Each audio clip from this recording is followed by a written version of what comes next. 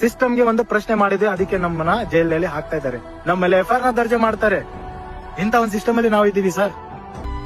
ಎಷ್ಟೋ ದಿನದಿಂದ ನಾನು ಕಂಟೆಂಟ್ ಮಾಡಬೇಕು ಅನ್ಕೊತಾ ಇದ್ದೆ, ಬಟ್ ಆ ಕಾಲ ಈಗ ಬಂದಿದೆ.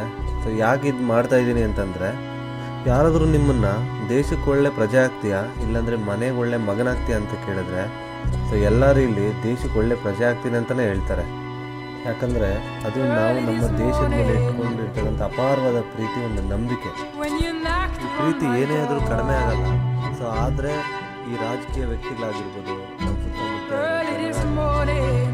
ಎಲ್ಲರಿಂದ ನಮ್ಮ ದೇಶಕ್ಕೆ ಕಳಂಕ ಜಾಸ್ತಿ ಆಗ್ತಿದೆ ಹೊರತು ಏನೂ ಆಗ್ತಿಲ್ಲ. ಯಾಕೆ ಇದನ್ನೆಲ್ಲ ಹೇಳ್ತಾ ಇದ್ದೀನಿ ಅಂತಂದರೆ, ರೀಸೆಂಟ್ಲಿ ಸ್ಪೋರ್ಟ್ಸ್ ಪರ್ಸನ್ಸ್ ಆಗಿರ್ತಕ್ಕಂಥ ಮೋಸ. ಧನ್ಯವಾದ. ಯಾಕಂದ್ರೆ ಇವತ್ತು ಯಾವ ಪರಿಸ್ಥಿತಿ ಬಂದಿದ್ದಾನೆ, ನಾನು ಇವತ್ತು ಜೈಲ್ ಹೋಗ್ತಾ ಇದ್ದೀನಿ. ಒಬ್ಬ ನ್ಯಾಷನಲ್ ಮೆಡಲಿಸ್ಟ್ ಜೈಲ್ ಹೋಗ್ತಾ ಇದ್ದಾನೆ. ಯಾಕಂದ್ರೆ ತಪ್ಪೇನು, ಸ್ಟೇಡಿಯಂ ಸುಧಾರಣೆ ಮಾಡಿ ಕೇಳಿದಕ್ಕೆ ದೊಡ್ಡ ತಪ್ಪು.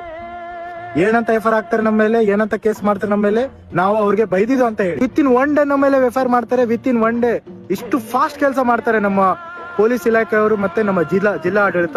ಏನಕ್ಕೆ ಇದೆಲ್ಲ ಆಗ್ತಿದೆ, ನಾವ್ಯಾರು ಏನು ಕೇಳ್ತಾ ಇಲ್ಲ ಅಂತ. ಕೇಳೋಕ್ಕೆ ಅಂತ ನಿಂತ್ಕೊಂಡ್ರೆ ಎಲ್ಲಾನು ಹೊರಗಡೆ ಬರುತ್ತೆ.